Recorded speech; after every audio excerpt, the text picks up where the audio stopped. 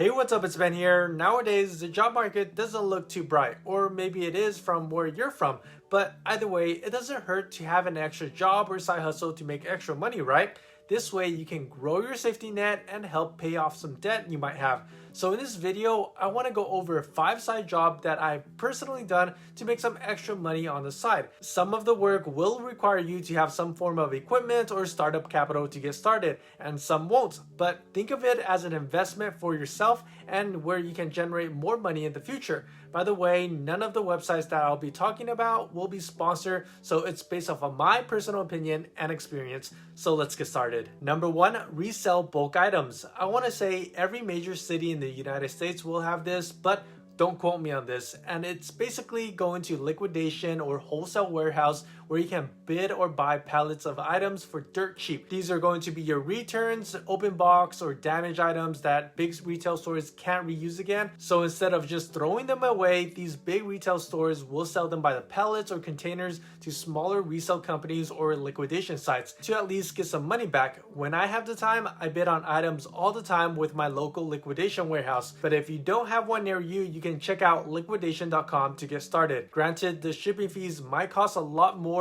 if the items are heavy, and again, you can't return these items if you end up buying them. They're basically like the final sale for you, and the good thing about a local warehouse is that sometimes you can at least inspect the product first before placing a bid on them. Once I get my pallet or item that I want, I'll make sure everything is in working order and I just end up listing them on OfferUp, Facebook Marketplace, or Craigslist. I then pocket the difference, and of course, you'll need to understand what you're buying first. Number 2, virtual tours for homes. To get started, you need a 360 camera, a monopod or tripod, your phone, an iPhone works best, and a site to start hosting all your virtual tours on the platform. And just a heads up, this is not hard, but it does require some startup capital if you don't have the equipment already. And I'll tell you what I've done to get started. Since I do real estate on the side, I invested in a decent portable camera, and it's the Ricoh Theta Z1 360 camera.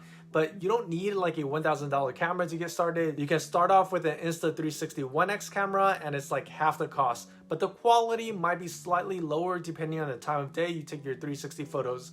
When I say easy, you can literally be done taking all photos for a 1,500 square foot house in less than 20 minutes. And the secret sauce to doing this is within Matterport's platform. And that's where you'll be hosting all your virtual tours. Once you sign up with them, you can start off with the starter pack at $10 a month. And when you connect your camera to the platform itself, it'll do all the stitching for you, and their software will take a few hours to compile all the images together. Once that's complete, you'll have a fully functional 360 virtual tour. Next, you're gonna have to market yourself to a real estate agent if you wanna get paid. I recommend hitting up agents with multiple listings in your area because most likely they'll supply you with more listing in the future if they decide to work with you. And you can go to realtor.com or Zillow.com to find these agents. And this is really crucial. Do your first virtual tour for free for the agent. Don't charge them for it because you need to get your foot in the door and show them what you can do, and most of the time if they like you and they see the proof of your work, they will be willing to work with you. When I started, I charged a flat fee of $100 per house that's under 2,500 square feet. The market rate at that time was $200 per house, and I cut that in half because I was willing to make less and provide an amazing service for them. And because of this, I started getting referrals, and if you're in any business, referrals are the best because you've already earned someone's trust. Do this as a side job and you'll easily make $100 in less than an hour. Your equipment will be paid off in no time, and if you have any questions, do let me know in the comments section. Number 3, become a virtual assistant. With more and more people working at home nowadays and video chatting with others is just a click away, it's just more efficient to do things online now. Depending on your knowledge and skills, the pay will vary. If you're looking for a decent paying side job, find someone who's local around your area. Then you get to at least have a chance to meet them in person once to build rapport. The likelihood of you getting hired after an in-person interview would be much higher than just conducting an interview over the computer or getting hired on Fiverr or Upwork. And by the way, those are both freelance sites where you can start making extra money on the side. Now, you might be wondering, so how do I get a local virtual assistant job? You can use any job seeking website, and even LinkedIn and Craigslist will work too. Search for virtual assistant jobs and have an alert set up so you'll be notified when new new job posting is up. This way you'll capture all the incoming jobs leads in your local area. If you really want to stand out, make a video of yourself talking about you and how you will make a great assistant for your future employer. When I did this, I actually had a website and everything set up so employers can see my entire profile if they wanted to. And this shows that you're not just an ordinary virtual assistant, you're an awesome virtual assistant that is willing to do the extra work that an ordinary virtual assistant won't do. Number 4, start a YouTube channel. YouTube is not dead. I have a faceless channel and on average it brings in $1,700 per month for me. Not this channel though. If you want to check that out and learn how to get started, the YouTube link is down below. Granted, this isn't your typical job where you'll get paid after completing a task, and it's not really defined because you have to hit YouTube's requirements and need to be consistently getting views for you to get paid. It does take some upfront work to get the ball running, and you actually don't need any fancy equipment. If you need the extra money ASAP, then this probably won't work for you. But if you want to build a side business for yourself in the future, YouTube might be for you. Plus, it's always fun making videos on things that you like to talk about or do. Number 5, 1099 jobs. Just to clarify, this only works in the United States.